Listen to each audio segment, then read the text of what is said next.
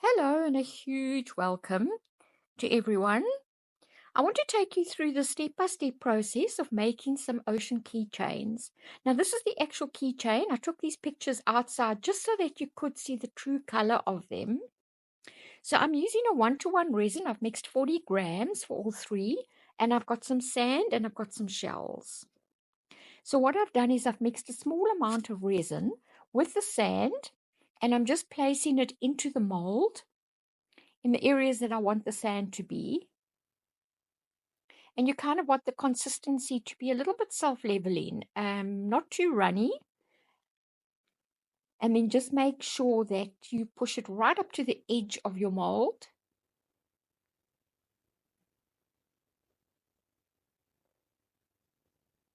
And then place your shells into the areas that you want your shells to be. And then just gently, very gently push your shell into the sand a little bit. So this is the effect that I wanted. I want a translucent look with some spread out cells of foam. And so this is what we're going to need. You're going to need some dishwashing liquid and mixed with a little bit of water and a straw. And you're going to need some UV resin, some alcohol ink, and you're going to need some white pigment paste. So I'm just putting 2 drops into this resin, and I'm going to mix it really well. You don't want to have streaks in your resin of the ink, because you will see it once it's cured. And then with a little bit of the clear resin, I'm just going to go over the sand and the shell area. And don't worry if it kind of runs down into the rest of the mold, because when we put the alcohol ink mixture in, it will just blend in. So it doesn't really matter. But at this stage now, you're wanting the seed to meet the sand, and you want it to be sort of level at this point. So this is what I'm going for. I'm going for that translucent look and with sort of wide cells for the foam. So I left those overnight, cure, and we now on the next day. So you don't need a lot of the UV resin. You just need a little bit poured there. And you need a tiny amount of the white pigment paste. You don't want your mixture to be too white, that it looks unnatural. And if you don't have any white pigment paste, you can use acrylic paint, but just use a tiny bit. So I'm just adding a little bit more water and dishwashing liquid, and then I'm going to blow into that with a straw and make quite big bubbles. So before I do that, I'm just spreading the white UV mixture. I'm spreading it along this sort of sand line. Now you'll see that I'm putting it on a little bit thicker, but also not too thick. And then what I'm wanting here is I'm wanting wider and lighter cells. I don't want this foam to kind of take over, that it just doesn't look natural. So I'm spreading it very thin over the blue. I'm hoping this is going to get the effect that I want. So we'll see. But it's definitely a lot thinner than I have along the sand line. So I blew into the dishwashing liquid mixture with my straw, and I've taken the foam. I've just scooped it out with a stick, and I'm laying it right over the entire mold. And I'm putting it under my UV light for 1 to 2 minutes. If you don't have a UV light, you can also use just a UV torch. Right, they should be done.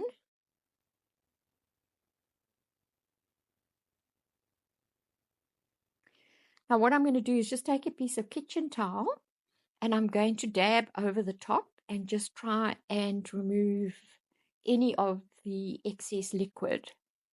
You don't want any moisture left on here, because when you pour your top layer, it's just not going to mix well. So I'm thinking that it's definitely the effect that I want. So I've mixed another 30 grams of clear resin, and I'm going to pour that over the entire mold now. So at this point, this is the last layer, and I want it level with the rim of the mold. And then I'm just going to use my torch, and I'm going to go over it quickly to make sure that there's no bubbles that have come to the surface. And then I'm going to cover it, just to make sure that there's no dust particles that fall into it, because you know you do notice them once your resin has cured. So cover and leave until cured. So this is the next day, and I'm thinking they look gorgeous. I've kind of got the effect that I wanted with the foam. And we're gonna take them out of the mold. My M mold fell apart while I was doing this, so I've got to now bin it. I've used it so much. People absolutely love these, and so I often get asked to make as gifts. So there's a few sharp little edges there. And then what I do is I just take an emery board, which I'll show you just now, and I just quickly take those sharp edges off. But I have a lot of artificial lighting in my craft room, and honestly, it kind of also just doesn't do it justice, because the color is so different when you take it outside, which you'll see at the end again. Yeah, it just looks so different. So you'll see there's a few little sharp edges on there, but what I do is I just take my emery board and I just quickly take just a quick movement and they come off. Well, I hope you've enjoyed this, and I hope it's kind of inspired you. I just love doing these ocean themes. I find it so therapeutic.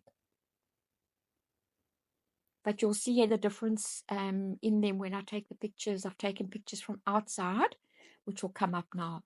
But thank you so much for watching. And if you haven't subscribed, please subscribe.